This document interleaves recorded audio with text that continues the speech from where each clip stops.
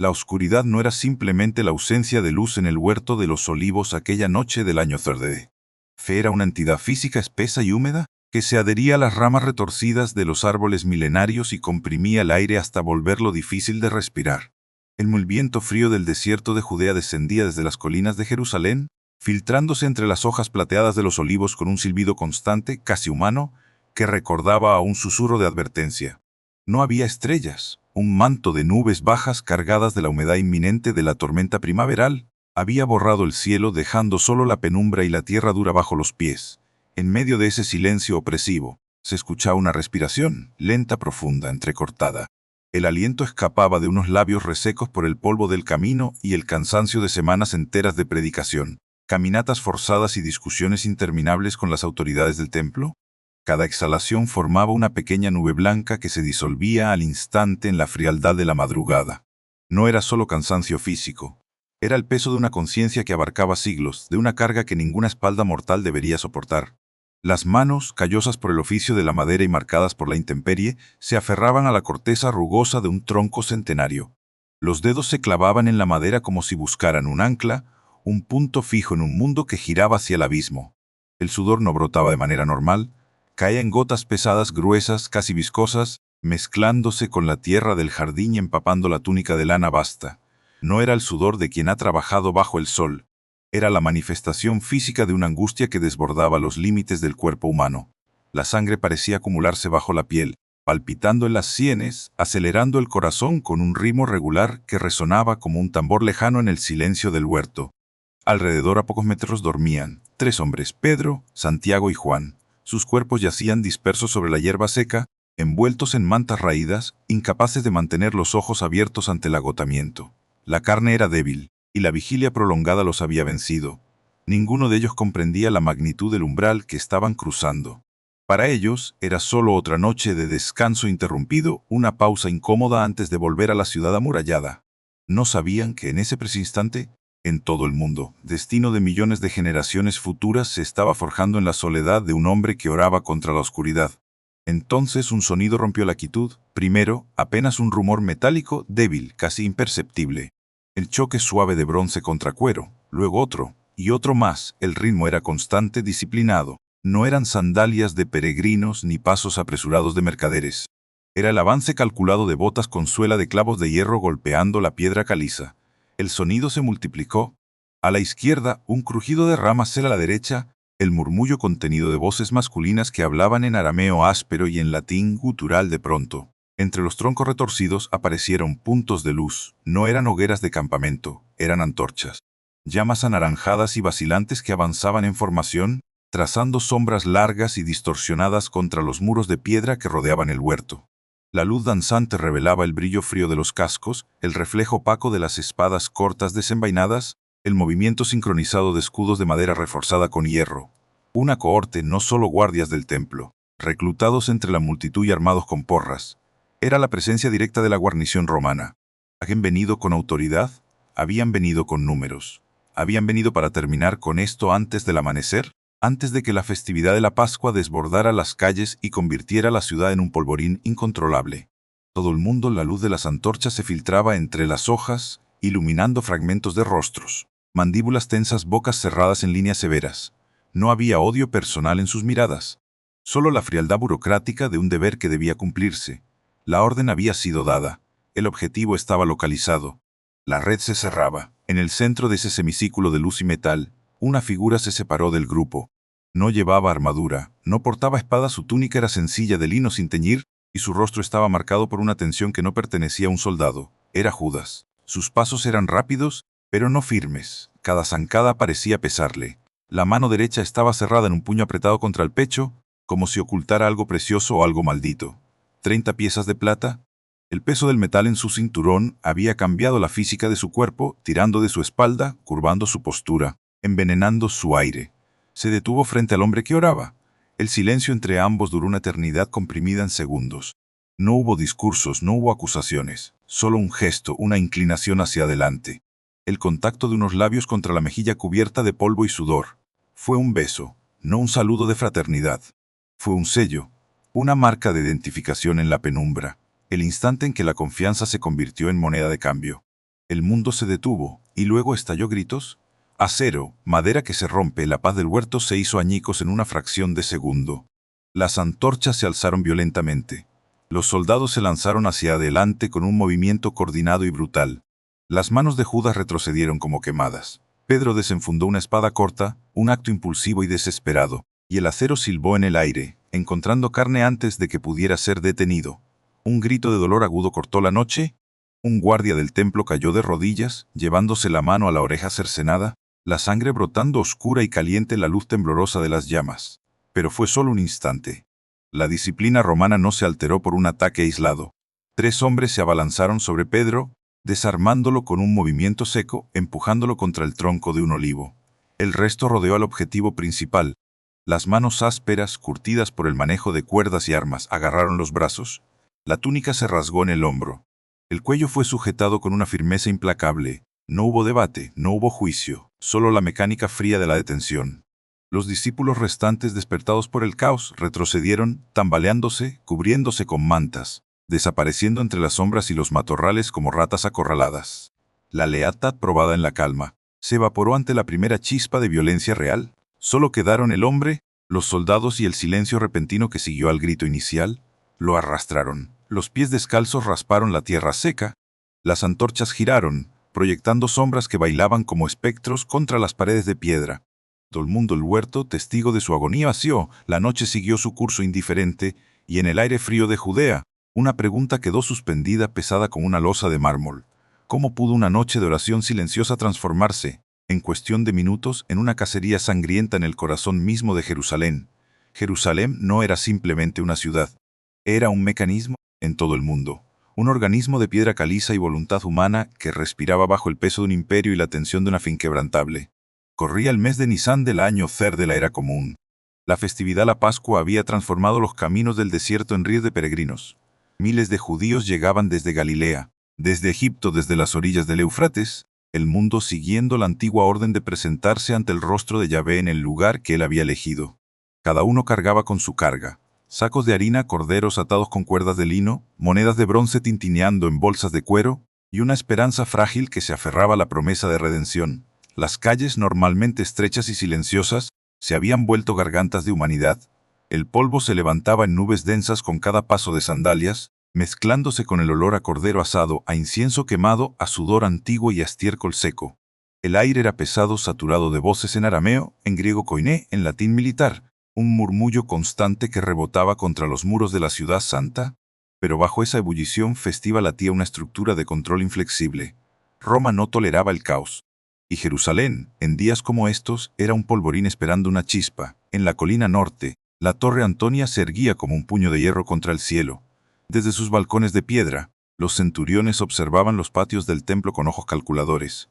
No era devoción lo que guiaba sus miradas. Era vigilancia. La guarnición romana, reforzada para la ocasión, había duplicado sus filas.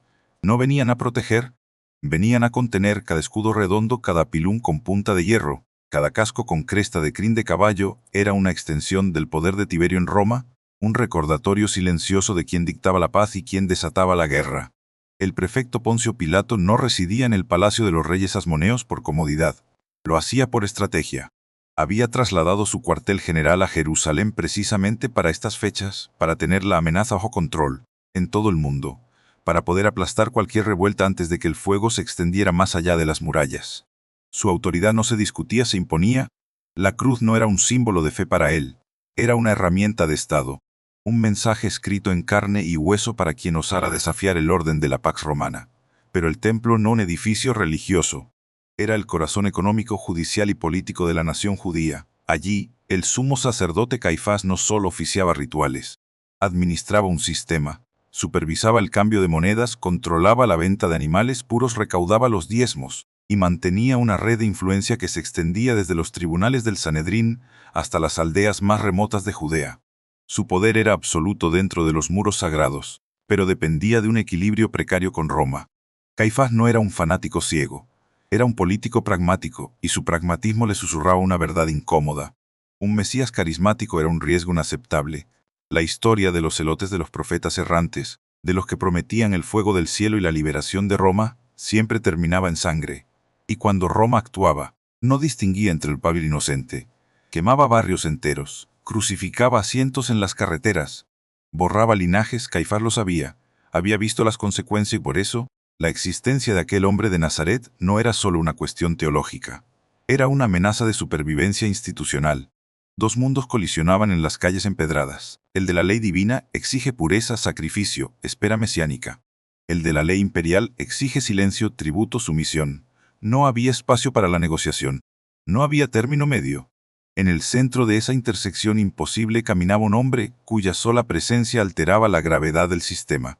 Él no portaba espada, no comandaba legiones, no exigía impuestos, pero hablaba de un reino que no era de este mundo. Y eso era lo más peligroso de todo. Porque un reino que no pertenece al César es un reino que lo desafía.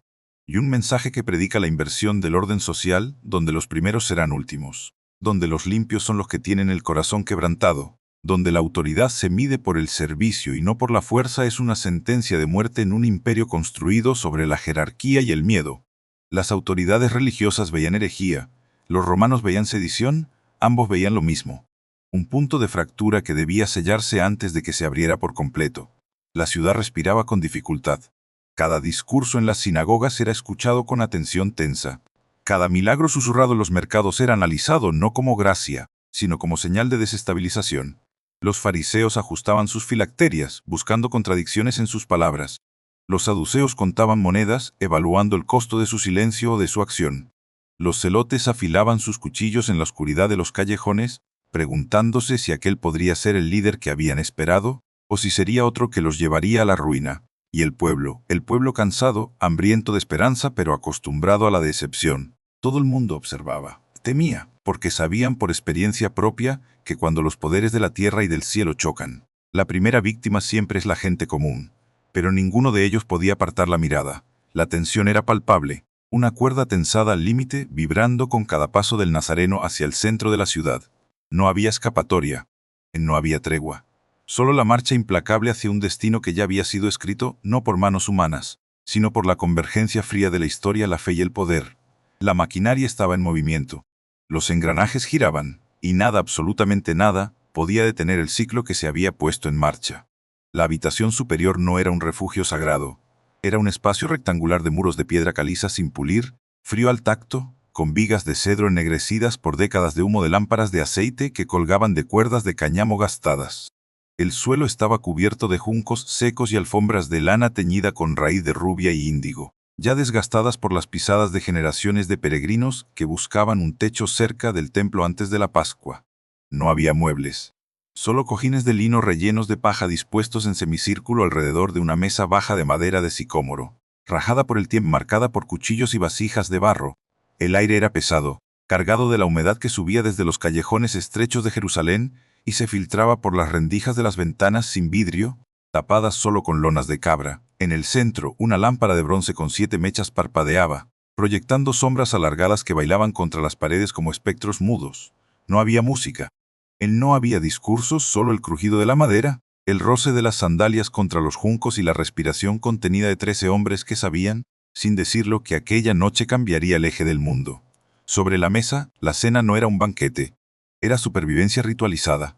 Panes sin levadura, duros y quebradizos, se partían con las manos, dejando caer migas secas que se mezclaban con el polvo del suelo.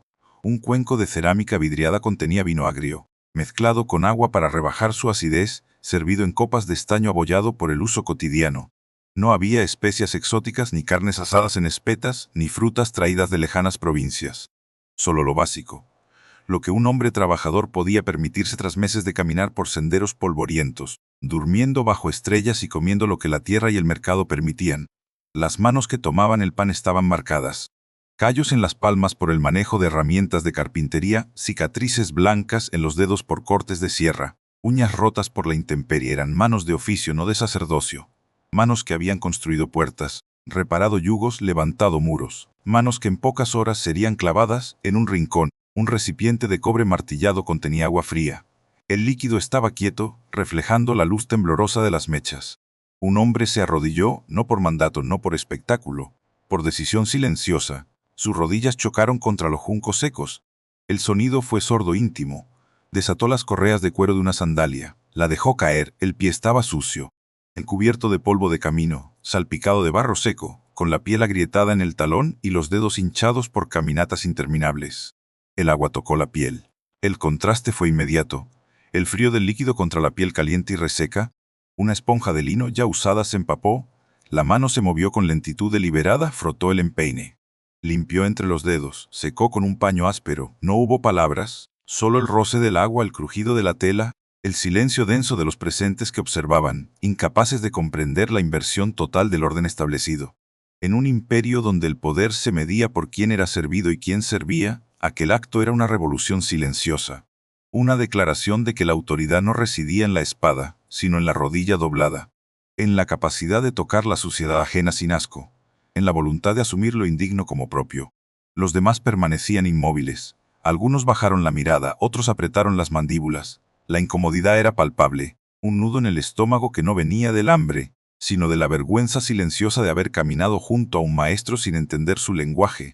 Ninguno de ellos sabía que, en ese preciso instante, el mecanismo de la traición ya estaba en movimiento. A 3 escaños de distancia, una mano descansaba sobre el borde de la mesa, los dedos tamborileaban, rítmicos, nerviosos. No era cansancio. Todo el mundo. En el interior de la túnica, contra el pecho, un pequeño saquito de cuero latía con un peso desproporcionado. 30 monedas de plata. El sonido del metal al rozar la tela era mínimo, casi imperceptible, pero para quien lo cargaba, era un eco ensordecedor. Cada latido del corazón lo recordaba, cada respiro lo hacía más pesado. No era solo dinero. Era una línea cruzada, un pacto sellado con la autoridad del templo. Una vez abierta, no podía cerrarse. La mirada se desvió hacia la ventana sin vidrio. La noche afuera era absoluta. Ni luna, ni estrellas. Solo la oscuridad compacta de Jerusalén en vísperas de fiesta. Dentro la calma era una ilusión frágil, como el vidrio soplado que se rompe con un soplo. Todos lo sentían, nadie lo nombraba. El tiempo se estiraba, denso, viscoso, atrapando cada gesto, cada sombra, cada latido en una red invisible que se cerraba lentamente. El mundo, la paz, no era real. Era el silencio previo al trueno, y en ese silencio la historia contenía la respiración. La habitación superior no era un refugio sagrado. Era un espacio rectangular de muros de piedra caliza sin pulir, frío al tacto, con vigas de cedro ennegrecidas por décadas de humo de lámparas de aceite que colgaban de cuerdas de cáñamo gastadas. El suelo estaba cubierto de juncos secos y alfombras de lana teñida con raíz de rubia y índigo, ya desgastadas por las pisadas de generaciones de peregrinos que buscaban un techo cerca del templo antes de la Pascua. No había muebles. Solo cojines de lino relleno de paja dispuestos en semicírculo alrededor de una mesa baja de madera de sicómoro, rajada por el tiempo y marcada por cuchillos y vasijas de barro. El aire era pesado, cargado de la humedad que subía desde los callejones estrechos de Jerusalén y se filtraba por las rendijas de las ventanas sin vidrio, tapadas solo con lonas de cabra. En el centro, una lámpara de bronce con 7 mechas parpadeaba, proyectando sombras alargadas que bailaban contra las paredes como espectros mudos. No había música, no había discursos, solo el crujido de la madera, el roce de las sandalias contra los juncos y la respiración contenida de 13 hombres que sabían, sin decirlo, que aquella noche cambiaría el eje del mundo. Sobre la mesa, la cena no era un banquete. Era supervivencia ritualizada. Panes sin levadura, duros y quebradizos, se partían con las manos, dejando caer migas secas que se mezclaban con el polvo del suelo. Un cuenco de cerámica viriada contenía vino agrio, mundo mezclado con agua para rebajar su acidez, servido en copas de estaño abollado por el uso cotidiano. No había especias exóticas, ni carnes asadas en espetas, ni frutas traídas de lejanas provincias. Solo lo básico, lo que un hombre trabajador podía permitirse tras meses de caminar por senderos polvorientos, durmiendo bajo estrellas y comiendo lo que la tierra y el mercado permitían. Las manos que tomaban el pan estaban marcadas, callos en las palmas por el manejo de herramientas de carpintería, cicatrices blancas en los dedos por cortes de sierra, uñas rotas por la intemperie. Eran manos de oficio, no de sacerdocio. Manos que habían construido puertas, reparado yugos, levantado muros. Manos que en pocas horas serían clavadas. Un recipiente de cobre martillado contenía agua fría. El líquido estaba quieto, reflejando la luz temblorosa de las mechas. Un hombre se arrodilló, no por mandato, no por espectáculo, por decisión silenciosa. Sus rodillas chocaron contra los juncos secos. El sonido fue sordo, íntimo. Desató las correas de cuero de una sandalia, la dejó caer, el pie estaba sucio, cubierto de polvo de camino, salpicado de barro seco, con la piel agrietada en el talón y los dedos hinchados por caminatas interminables. El agua tocó la piel. El contraste fue inmediato. El frío del líquido contra la piel caliente y reseca. En tono ponja de lino ya usada se empapó, la mano se movió con lentitud deliberada, frotó el empeine. Limpió entre los dedos, secó con un paño áspero. No hubo palabras, solo el roce del agua, el crujido de la tela, el silencio denso de los presentes que observaban, incapaces de comprender la inversión total del orden establecido. En un imperio donde el poder se medía por quién era servido y quién servía, aquel acto era una revolución silenciosa, una declaración de que la autoridad no residía en la espada, sino en la rodilla doblada, en la capacidad de tocar la suciedad ajena sin asco, en la voluntad de asumir lo indigno como propio. Los demás permanecían inmóviles. Algunos bajaron la mirada, otros apretaron las mandíbulas. La incomodidad era palpable, un nudo en el estómago que no venía del hambre, sino de la vergüenza silenciosa de haber caminado junto a un maestro sin entender su lenguaje. Ninguno de ellos sabía que, en ese preciso instante, el mecanismo de la traición ya estaba en movimiento. A 3 escaños de distancia, una mano descansaba sobre el borde de la mesa. Los dedos tamborileaban rítmicos nerviosos. No era cansancio, era anticipación. En el interior de la túnica contra el pecho, un pequeño saquito de cuero latía con un peso desproporcionado. 30 monedas de plata. El sonido del metal al rozar la tela era mínimo, casi imperceptible, pero para quien lo cargaba, era un eco ensordecedor. Cada latido del corazón lo recordaba, cada respiro lo hacía más pesado. No era solo dinero, era una línea cruzada, un pacto sellado con la autoridad del templo, una puerta enta. Una vez abierta no podía cerrarse, la mirada se desvió hacia la ventana sin vidrio. La noche afuera era absoluta. Todo el moon y luna. Solo la oscuridad compacta de Jerusalén en vísperas de fiesta. Dentro la calma era una ilusión frágil, como el vidrio soplado que se rompe con un soplo. Todos lo sentían, nadie lo nombraba. El tiempo se estiraba, denso, viscoso, atrapando cada gesto, cada sombra, cada latido en una red invisible que se cerraba lentamente. La paz no era real. Era el silencio previo al trueno, y en ese silencio la historia contenía la respiración. La oscuridad del huerto ya no era solo ausencia de luz. Se había convertido en un peso físico, una masa viscosa que se adhería a la piel y comprimía el pecho con la fuerza de una losa de mármol. El hombre se alejó del grupo, internándose en la penumbra más densa del jardín, donde las raíces de los olivos se retorcían como venas expuestas sobre la tierra seca. Cada paso arrastraba la grava con un sonido áspero, mínimo, pero en el silencio absoluto resonaba como un eco de condena. En todo no se dejó caer de rodillas, no por ritual, por colapso. El suelo frío mordió sus huesos a través de la tela fina de la túnica. Las manos, ya marcadas por el oficio y el camino, se aferraron a la corteza rugosa de un tronco milenario. Los dedos se clavaron en la madera, buscando un punto de anclaje en un mundo que se desmoronaba. La respiración se volvió irregular, entrecortada, arrancada desde lo más profundo diafragma, y entonces llegó. No fue un dolor repentino.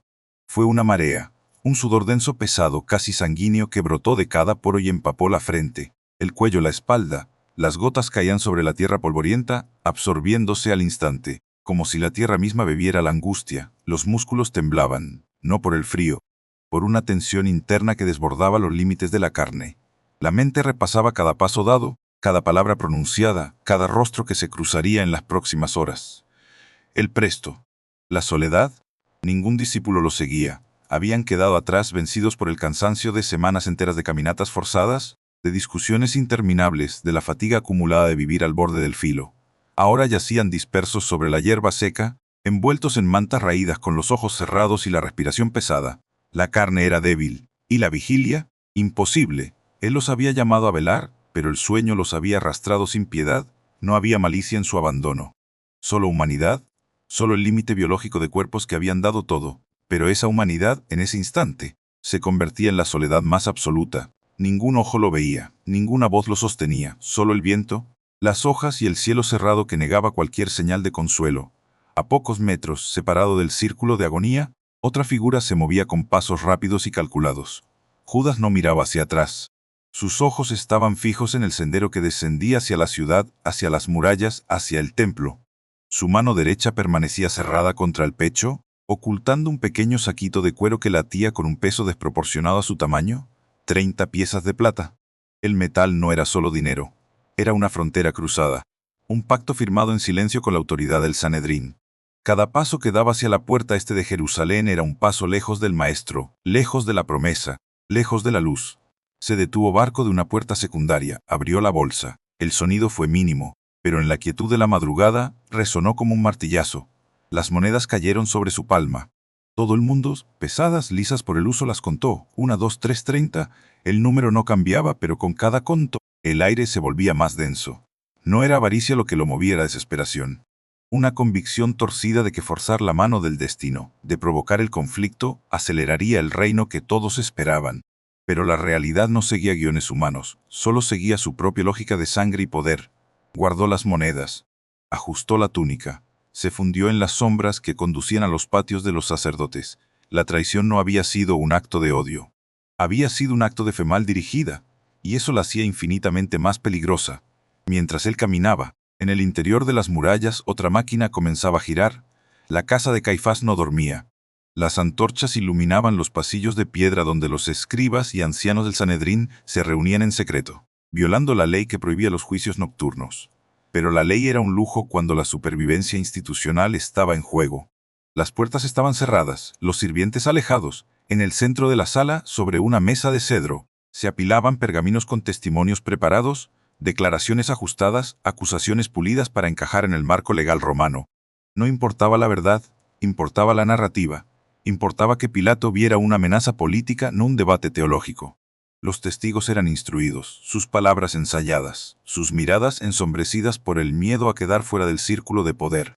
En Caifás no alzaba la voz, hablaba con calma, con precisión quirúrgica. Cada frase era un engranaje, cada silencio una confirmación. No había gritos, no había debate. Solo la burocracia fría de una sentencia que ya había sido escrita antes de que el acusado fuera traído. El sumo sacerdote sabía que un hombre que predicaba un reino fuera de Roma era un cáncer para el equilibrio frágil que mantenía a Judea a flote.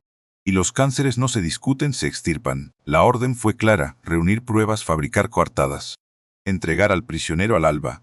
La maquinaria estaba en movimiento, los engranajes giraban, y en la oscuridad del huerto, el viento cambió de dirección. Trajo consigo el olor a metal, a cuero húmedo, a sandalias sobre piedra. El precio de un hombre se había fijado. La red se cerraba. La pregunta flotaba en el aire pesada, en todo el mundo. ¿Cuánto vale una conciencia cuando el miedo y el poder dictan el precio de la lealtad? La noche no terminó con la detención. Se transformó en una maquinaria de granajes invisibles que giraba a puerta cerrada, lejos de los ojos del pueblo, lejos de la ley escrita, guiada solo por el instinto de supervivencia institucional. El prisionero fue arrastrado por los pasillos de piedra de la residencia del sumo sacerdote. Las antorchas proyectaban sombras alargadas y distorsionadas contra los muros de caliza pulida. El aire era denso, cargado del olor a incienso rancio, a cera derretida y a sudor frío. Nadie dormía. Los escribas ya estaban despiertos, sentados en bancas de madera oscura, con pergaminos enrollados sobre las rodillas y plumas de ave afiladas listas para registrar declaraciones. No había juez designado, no había acusación formal, solo una reunión clandestina de ancianos, sacerdotes y fariseos que violaban deliberadamente la Misná, que prohibía los juicios capitales durante la noche y en vísperas de sábado. Pero la ley era un lujo cuando el pánico político dictaba la urgencia. Caifás no buscaba justicia, buscaba coartada, buscaba un expediente que Pilato no pudiera ignorar. Los testigos fueron llamados uno tras otro. Sus voces temblaban, sus miradas evitaban al acusado, declaraciones contradictorias, falsedades ensayadas. Ninguna encajaba, la sala respiraba con dificultad, el silencio se volvía pesado, incómodo, casi asfixiante. Entonces Caifás se puso en no gritó, habló con voz baja, precisa, quirúrgica, preguntó directamente. Exigió respuesta, el acusado guardó silencio, no por miedo, por convicción. El sumo sacerdote rasgó sus vestiduras en un gesto teatral de indignación ritual. ¿Blasfemia? La palabra cayó sobre la sala como una losa de mármol. No necesitaban más pruebas, necesitaban una narrativa.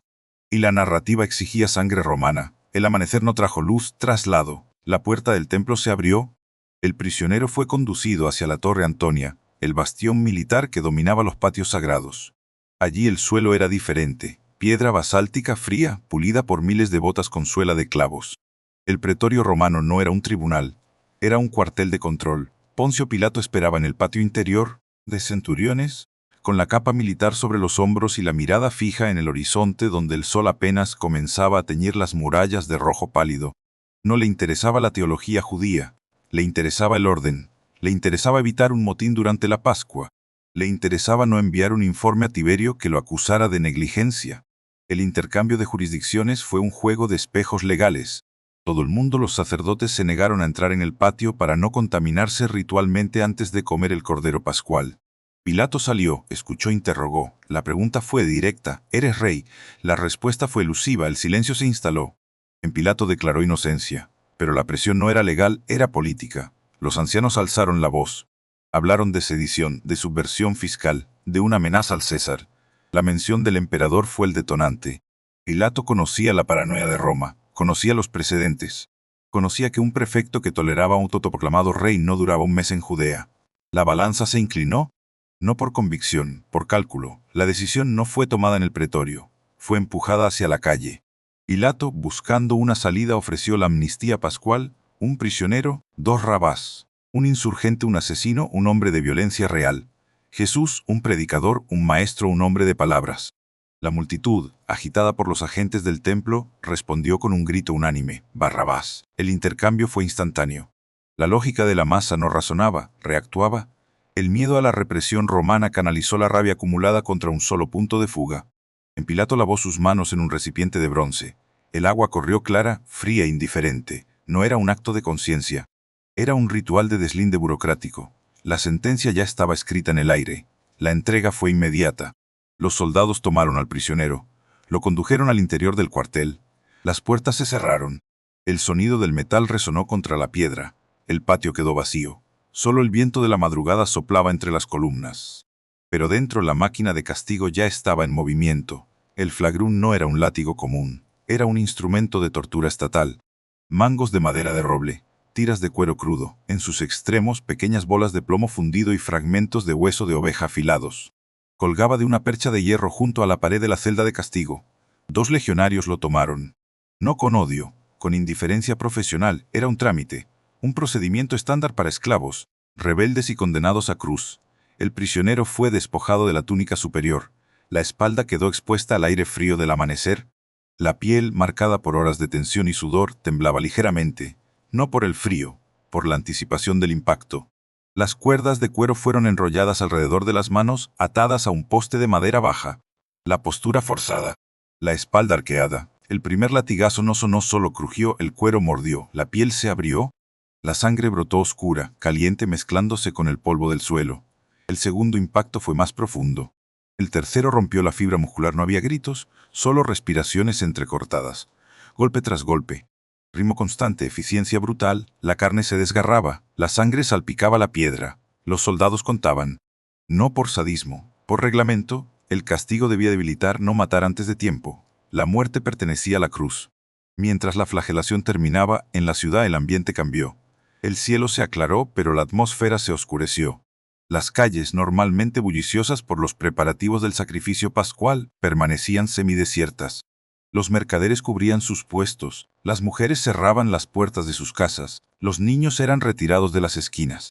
Un silencio pesado, antinatural, cayó sobre Jerusalén. No era paz, era contención. En todo el mundo, era la quietud de una ciudad que algo irreversible está ocurriendo detrás de sus muros. En las sinagogas los ancianos esperaban. En los tejados los vigías observaban los movimientos en la Torre Antonia. En los callejones los celotes guardaban sus cuchillos, conscientes de que aquella batalla no se ganaría con acero, sino con supervivencia. El prisionero fue vestido con un manto rojo desgastado, una corona de espinas silvestres clavada en el cuero cabelludo, una caña en la mano derecha.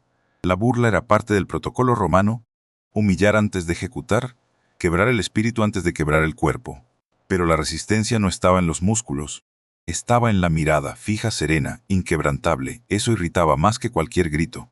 El veredicto fue sellado con un golpe de sello en pergamino: INRI, Jesús de Nazaret, Rey de los Judíos. Una acusación política, una ironía histórica. La orden fue dada, la cruz fue preparada, no un monumento. Un madero horizontal, astillado, pesado aproximadamente 45 kilogramos, madera de olivo o de pino local, resinosa, áspera al tacto, fue colocada sobre los hombros desnudos y ensangrentados. El peso cayó como una losa. Las piernas temblaron. La espalda al primer paso fue dado, el patio se abrió. La puerta de hierro giró sobre sus bisagras oxidadas. El sol de la mañana golpeó la piel. El polvo se levantó. La ciudad observó. No, nadie lloró, solo miraron. El reloj dejó de contar minutos. Comenzó a contar respiraciones. La marcha inició, no había retorno, no había tregua, solo el camino. Solo el destino, solo el silencio que precede al trueno final. La cuesta no era una subida, era un calvario literal, una pendiente de piedra caliza desgastada por siglos de sandalias y ruedas de carro, que ascendía desde la puerta de Damasco hasta la colina desnuda que los locales llamaban Gólgota. El madero horizontal, el patibulum, pesaba entre 45 y 50 kilogramos. No era una cruz completa, solo la barra transversal, a sin pulir, cubierta de astillas y resina seca, sobre los hombros desnudos. La madera mordía la carne ya lacerada por el flagrum. Cada paso era un acto de equilibrio imposible. Las piernas temblaban. Las rodillas hinchadas y sangrantes rozaban la piedra. El polvo de Jerusalén se mezclaba con el sudor y la sangre, en todo el mundo formando una pasta oscura que adhería a la túnica rasgada a las heridas. No había compasión en la escolta. 4 legionarios formaban un cuadrado alrededor. Sus botas con suela de clavos marcaban el ritmo. Sus varas de madera golpeaban las costillas cada vez que el cuerpo cedía. La caída fue inevitable. Un tropezón mínimo, un desvío de peso, y el patibulum arrastró al condenado contra el suelo. El impacto levantó una nube de polvo ocre. Las manos buscaron apoyo instintivamente, pero las palmas ya estaban hinchadas, los dedos rígidos por el frío y la pérdida de sangre. Un soldado lo tomó por el pelo, tirando hacia atrás. La nuca golpeó la piedra. La orden fue un gruñido latín. El cuerpo se puso en pie de nuevo. La marcha continuó, no como un acto de fe, como un trámite estatal. La colina no tenía árboles, solo roca madre expuesta, grietas profundas y el cielo abierto implacable. En la cima, 2 cruces ya estaban preparadas. Los agujeros en la tierra estaban cavados con precisión militar. El tercero esperaba. Un carpintero local, contratado por el ejército para el día, sostenía el clavo central. No era un clavo de herrería fina. Era una pieza de hierro forjado a mano de 10 centímetros de largo, con punta cuadrada y cabeza plana, diseñada para no doblarse al impactar contra la madera dura. El cuerpo fue tendido sobre el patibulum. Las manos fueron estiradas hacia los extremos. La posición no era horizontal. Los brazos se forzaban en un ángulo de 130 grados. La anatomía humana no está diseñada para soportar el peso en esa postura. Los nervios medianos y cubitales que recorren la muñeca y la palma quedaron expuestos a la presión máxima. El soldado colocó el clavo, no en la palma. La evidencia arqueológica, los restos de Yeanan, la biomecánica moderna lo confirman. El hierro penetró entre los huesos del carpo y el metacarpo, el espacio de Destot, donde el tejido podía sostener el peso sin desgarrarse instantáneamente. El martillo se alzó, el aire se condensó. El primer golpe no sonó, fue un crujido húmedo. La piel se rasgó, el hueso cedió, el metal avanzó. El segundo golpe fue más profundo. El tercero aseguró la fijación. El cuerpo se arqueó en un espasmo involuntario. No fue un grito. Fue un jadeo ahogado, una inhalación forzada que ya anunciaba la asfixia progresiva. La misma secuencia se repitió en los pies. La tibia y el peroné se alinearon. Un solo clavo los atravesó a ambos, clavándolos al madero vertical. La sangre, oscura y espesa, goteaba sobre la piedra. El ritmo era metronómico. Todo el mundo. Crack, silencio, Gogol Peil en silencio. La brutalidad no era emocional, era técnica. Roma no crucificaba por odio. Crucificaba por eficiencia, para que el mensaje durara días, para que el cuerpo se consumiera a sí mismo. Las cuerdas se ataron. La palanca se posicionó, con un esfuerzo coordinado de 4 hombres. El patibulum fue levantado y encajado en la ranura de las tipes, el poste vertical clavado en el suelo días antes. El impacto resonó en la madera, chirrió. El cuerpo fue suspendido. De pronto la gravedad cambió de dirección. Ya no tiraba hacia abajo, tiraba hacia afuera. Los hombros se dislocaron parcialmente. La caja torácica se expandió al límite. Para exhalar, el condenado tenía que empujarse hacia arriba con los pies clavados, arqueando la espalda, liberando la presión del diafragma.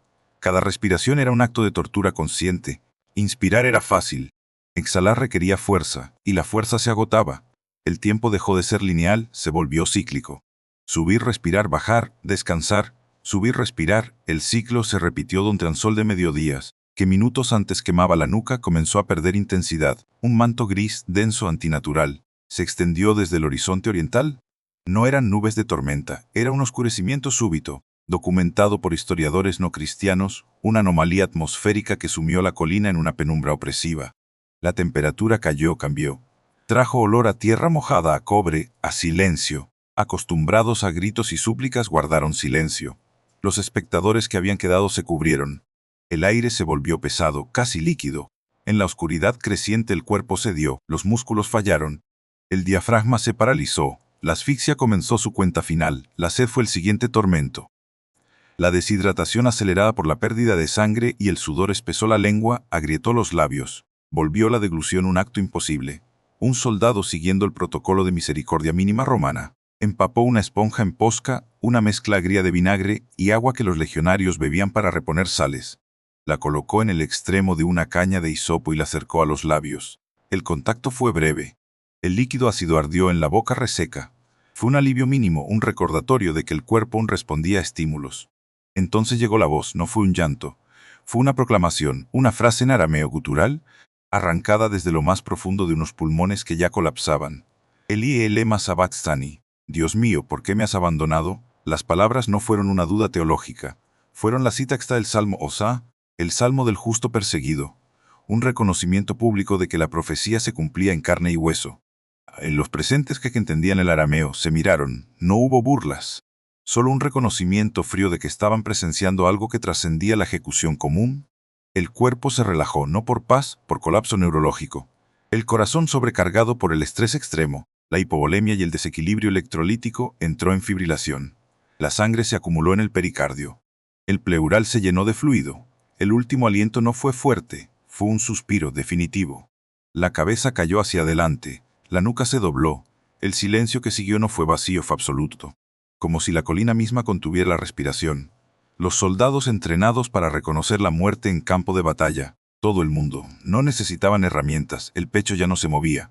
Uno de ellos tomó la lanza, una asta de hierro con punta de hoja de olivo, y la clavó en el costado derecho, entre la quinta y sexta costilla, perforando el pulmón colapsado y el pericardio. No hubo espasmo, solo un flujo lento, oscuro que se mezcló con el agua cerosa.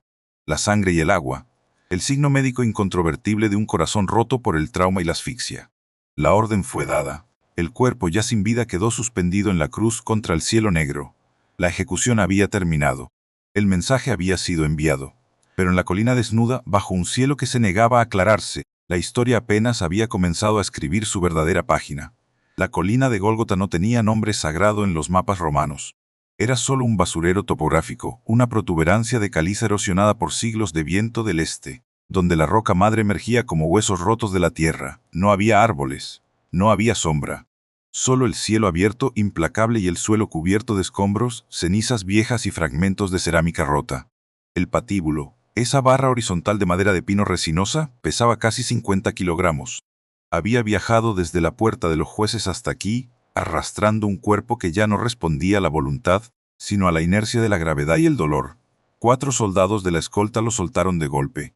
El impacto contra la tierra seca levantó una nube de polvo ocre que se posó sobre la piel sudorosa y la sangre coagulada. No hubo palabras de consuelo, solo órdenes en latín, secas mecánicas. El tiempo de marcha había terminado.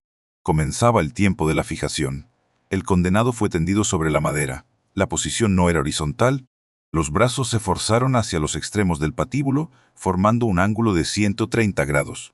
La anatomía humana no está diseñada para soportar el peso en esa extensión. Los nervios medianos, que recorren la muñeca y controlan los dedos, quedaron expuestos, tensados hasta el límite de la rotura. Un soldado tomó el clavo. No era una pieza de herrería fina, era un hierro forjado en bruto de 10 centímetros, con sección cuadrada y punta afilada, diseñado para no doblarse al impactar contra la fibra densa. Lo colocó sobre la mano, no en la palma. La evidencia forense moderna, los restos óseos descubiertos en Gibata Midtar, la biomecánica, la carga, todo lo confirma. El punto de anclaje era el espacio de Destot entre los huesos del carpo y el metacarpo. Un vacío estructural que permitía que el tejido soportara el peso sin desgarrarse de inmediato. El martillo se alzó. El aire se condensó. El primer golpe no sonó. Fue un crujido húmedo, un sonido sordo que resonó en la caja torácica como un trueno lejano.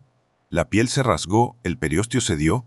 El metal avanzó, el cuerpo se arqueó en un espasmo involuntario. No fue un grito, fue un jadeo ahogado, una inhalación forzada que ya anunciaba la asfixia progresiva. El segundo golpe fue más profundo. El tercero aseguró la fijación. La sangre, oscura y espesa, goteó sobre la madera áspera. La misma secuencia se repitió en la otra mano. Ritmo constante, eficiencia brutal, no había odio en los gestos. Solo entrenamiento. Roma no crucificaba por crueldad emocional, crucificaba por ingeniería de disuasión. Los pies fueron alineados. La tibia y el peroné se cruzaron. Un solo clavo los atravesó ambos, enclavándolos directamente al madero vertical. El martillo volvió a descender. El sonido se multiplicó. Cada impacto enviaba una onda de dolor puro a través de la columna vertebral, haciendo que los músculos abdominales se contrajeran en defensa. Las cuerdas de cáñamo se ataron alrededor de las muñecas y los tobillos, no para sostener, sino para evitar que el cuerpo se deslizara antes de tiempo. Con un esfuerzo coordinado de 4 hombres, el patíbulo fue levantado, la palanca de madera chirrió. La ranura de las tipes, el poste vertical enterrado días antes, aceptó la barra transversal, un golpe seco, un crujido final. La cruz quedó erguida contra el cielo. De pronto la gravedad cambió de dirección. Ya no tiraba hacia abajo, tiraba hacia afuera, los hombros se dislocaron parcialmente. La caja torácica se expandió al límite. Para exhalar, el condenado tenía que empujarse hacia arriba con los pies clavados, arqueando la espalda, liberando la presión del diafragma. Cada respiración era un acto de tortura consciente. Inspirar era fácil, exhalar requería fuerza, y la fuerza se agotaba. El ciclo comenzó. Subir, respirar, descansar, respirar. El tiempo dejó de ser lineal, se volvió cíclico. Una rueda de sufrimiento que giraba con cada latido del corazón. El sol de mediodía, que minutos antes quemaba la nuca y calentaba piedra, comenzó a perder intensidad. Un manto gris, mundo denso antinatural, se extendió desde el horizonte oriental. No eran nubes de tormenta primaverales. Era un oscurecimiento súbito, documentado por cronistas independientes. Una anomalía atmosférica que sumió la colina en una penumbra opresiva. La temperatura cayó, el viento cambió. Trajo olor a tierra mojada, a cobre oxidado, a silencio. Los soldados, acostumbrados a gritos, súplicas y maldiciones, guardaron silencio. Los espectadores que habían quedado, algunos por morbo, otros por ferrota, se cubrieron los rostros con los bordes de sus mantos. El aire se volvió pesado, casi líquido. En la oscuridad creciente, el cuerpo cedió, los músculos fallaron. El diafragma se paralizó. La asfixia comenzó su cuenta final. La sed fue el siguiente tormento. La deshidratación acelerada por la pérdida de sangre y el sudor espesó la lengua. Agrietó los labios, volvió la deglución un acto imposible. Un soldado, siguiendo el protocolo de misericordia mínima romana, empapó una esponja en posca, una mezcla agria de vinagre y agua que los legionarios bebían para reponer sales. La colocó en el extremo de una caña de hisopo y la acercó a los labios. El contacto fue breve. El líquido ácido ardió en la boca reseca. Fue un alivio mínimo, un recordatorio de que el cuerpo aún respondía a estímulos. Entonces llegó la voz. No fue un llanto, fue una proclamación, una frase en arameo gutural, arrancada desde lo más profundo de unos pulmones que ya colapsaban.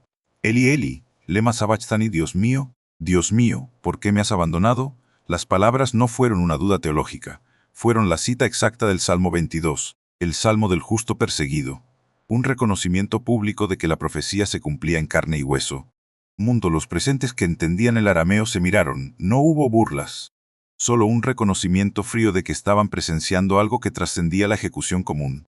El cuerpo se relajó, no por paz, por colapso neurológico. El corazón, sobrecargado por el estrés extremo, la hipovolemia y el desequilibrio electrolítico, entró en fibrilación. La sangre se acumuló en el pericardio. El espacio pleural se llenó de fluido. El último aliento no fue fuerte, fue un suspiro corto, definitivo. El mundo cabeza cayó hacia adelante, la nuca se dobló. El silencio que siguió no fue vacío, fue absoluto, como si la colina misma contuviera la respiración. Los soldados entrenados para reconocer la muerte en campo de batalla, en todo el mundo, no necesitaban herramientas complejas. El pecho ya no se movía. Uno de ellos tomó la lanza, una asta de hierro con punta de hoja de olivo, y la clavó en el costado derecho, entre la quinta y sexta costilla, perforando el pulmón colapsado y el pericardio. No hubo espasmo, solo un flujo lento oscuro que se mezcló con el agua cerosa. La sangre y el agua, el signo médico incontrovertible de un corazón roto por el trauma y la asfixia. La orden fue dada. El cuerpo ya sin vida quedó suspendido en la cruz contra el cielo negro. La ejecución había terminado. El mensaje había sido enviado. Pero en la colina desnuda, bajo un cielo que se negaba a aclararse, la historia apenas había comenzado a escribir su verdadera página. El silencio en la colina no era paz. Era el vacío que queda cuando el mecanismo de la muerte ha cumplido su función. Los legionarios se acercaron al cuerpo suspendido. No por piedad, por protocolo. La normativa imperial exigía confirmación visual antes de autorizar el retiro del madero.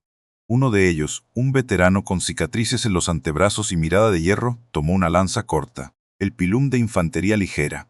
La punta de acero, oxidada por la humedad de la madrugada y endurecida por el fuego de la forja, se acercó al costado derecho del condenado. No hubo advertencia, el movimiento fue seco, calculado, un reflejo de años de campaña en Germania y Judea. La hoja penetró entre la quinta y sexta costilla. El sonido fue húmedo, un crujido sordo que resonó en el aire frío. La punta atravesó el saco pericárdico, ya lleno de fluido seroso, y rozó el pulmón colapsado. No hubo espasmo, no hubo reflejo nervioso. Solo un flujo lento, oscuro, que descendió por la madera áspera y goteó sobre la piedra caliza. La sangre se mezcló con el agua clara, un fenómeno médico que los centuriones no entendían, pero que reconocían como señal definitiva. El corazón había dejado de latir, la asfixia había ganado, la ejecución era oficial. El cuerpo fue descolgado con cuerdas de cáñamo grueso. Los nudos se aflojaron. El peso muerto cayó sobre los brazos de 4 soldados que los sostenían con indiferencia profesional. Las piernas, rígidas por la hipotermia y la coagulación, rozaron el suelo.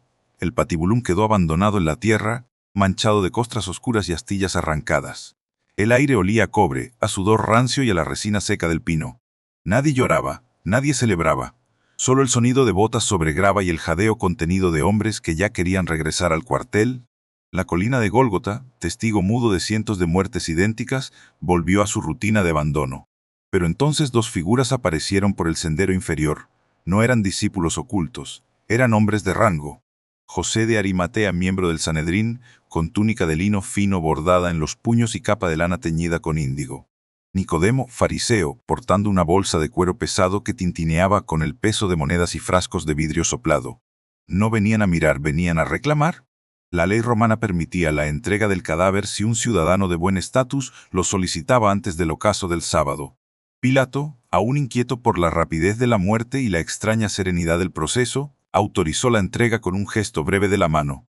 La burocracia imperial, aunque implacable, también tenía sus ventanillas para los muertos. El trabajo comenzó de inmediato. No con rituales, con física.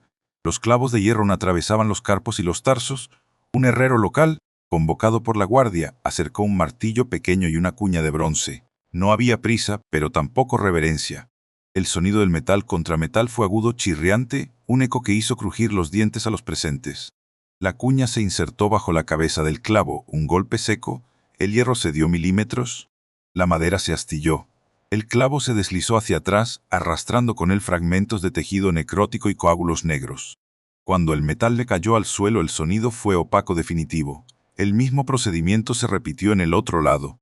En los pies, cada extracción era un recordatorio brutal de la anatomía violada. No se lavó el cuerpo en la colina. Fue transportado envuelto en una lona vasta hasta una fuente cercana, donde el agua fría de manantial corrió sobre la piel pálida, limpiando la sangre seca, el polvo del camino, los residuos de posca y vinagre. Las heridas abiertas en muñecas y tobillos fueron expuestas, limpiadas con esponjas de mar, secadas con trapos de algodón egipcio. Nicodemo abrió los frascos. La mirra pesada resinosa de olor amargo y penetrante, el halo seco, en escamas marrones que liberaba un aroma terroso al contacto con el aire. 75 libras. Un peso desproporcionado para un entierro común. Un gasto que solo un hombre de alta posición podía permitirse. No era ostentación. Era un último acto de dignidad frente a la maquinaria del Estado. Las vendas de lino fino, sin teñir, fueron cortadas en tiras largas. El cuerpo fue recostado sobre una losa de piedra en el interior de una tumba recién excavada, tallada en la roca madre de una ladera al noroeste de la ciudad. Las paredes eran lisas pero frías, sin decoraciones, sin inscripciones. Solo la piedra desnuda y el eco del agua que goteaba desde las grietas superiores. Las vendas se envolvieron alrededor de los pies, subiendo por las piernas, cruzándose sobre el torso, cubriendo el pecho herido, rodeando los brazos caídos. La mirra y el halo se esparcieron entre las capas, e impregnando la tela, sellando el aroma en la fibra. No se ataron con nudos complicados, se colocaron con precisión, con una lentitud deliberada que contrastaba con la violencia de horas antes. Cada movimiento era un adiós, cada capa un cierre. José observaba desde la entrada. Sus manos, acostumbradas a firmar pergaminos y sellar acuerdos, temblaban ligeramente, no por miedo, por el peso de lo irreversible. Nicodemo ajustó la última venda sobre el rostro. Los párpados estaban cerrados, la boca entreabierta. La expresión no era de paz, era de agotamiento absoluto. El de un hombre que había cargado el mundo hasta que las piernas ya no pudieron sostenerlo. La entrada de la tumba era baja, rectangular, diseñada para ser sellada. Una losa circular de piedra caliza de más de 2 toneladas reposaba sobre un canal inclinado tallado en el suelo. Era un mecanismo de fricción, no requería poleas. Requería fuerza bruta. 4 hombres contratados por José se posicionaron en los bordes, con palancas de madera de olivo. Empujaron. La piedra giró sobre su eje. El sonido fue profundo, un retumbar grave que vibró en el pecho de todos los presentes. Polvo blanco se levantó. La luz del atardecer se redujo a una franja estrecha, luego a nada. La oscuridad interior se volvió absoluta. El sello quedó colocado. No era solo piedra, era barrera, era fin. Una guardia romana fue asignada por orden indirecta de Pilato. 4 soldados con escudos y lanzas se apostaron frente a la entrada, no por respeto, por precaución política. El cuerpo de un líder ejecutado podía convertirse en símbolo. Un símbolo podía generar revuelta. Una revuelta costaba carreras, y en Roma las carreras se pagaban con sangre. Los soldados encendieron un pequeño fuego de brasas para combatir el frío de la noche. Sus voces eran bajas, sus miradas vigilantes. La tumba quedó custodiada, el silencio se instaló, un silencio pesado, denso, que no pertenecía al descanso, sino a la interrupción brusca de una historia que parecía no tener final. En la ciudad, lejos de la colina y la tumba, la desesperación no gritaba, susurraba. En las casas de pescadores junto al mar de Galilea, en las habitaciones alquiladas de Jerusalén, los discípulos permanecían encerrados. Las puertas atrancadas con travesaños de madera, las ventanas tapadas con lonas. No esperaban un milagro, esperaban el arresto. Pedro se sentaba en un rincón, con las manos sobre las rodillas, mirando un punto fijo en el suelo. Su espada, aquella que había desenvainado en el huerto, yacía abandonada bajo un lecho, cubierta de polvo. La valentía horas antes se había disuelto en vergüenza y miedo real. Juan, más joven, apoyaba la frente contra la pared fría, los ojos cerrados pero sin dormir. La mente repasaba cada palabra, cada gesto, cada promesa que ahora sonaba eco vacío. María Magdalena no lloraba en silencio, se movía. Preparaba vendas nuevas, guardaba frascos de perfume intactos. Sus manos trabajaban mecánicamente, pero su mirada estaba perdida, fija en un horizonte que ya no existía. La fe no se había roto con un trueno. Se había desmoronado lentamente, como una pared de adobe bajo la lluvia constante. El maestro había dicho que resucitaría al tercer día. Pero las palabras, sin contexto, sin señal, sin presencia, sonaban a consuelo desesperado de un hombre al borde del colapso. Nadie lo dijo en voz alta, pero todos lo sentían. El movimiento había terminado. La esperanza enterrada bajo 2 toneladas de piedra. El mundo antiguo, el de los milagros, las profecías y los reinos prometidos, había muerto con él. Solo quedaba el presente frío, real, irreversible, y en esa realidad la noche cayó sobre Jerusalén. En tomo, no como un manto,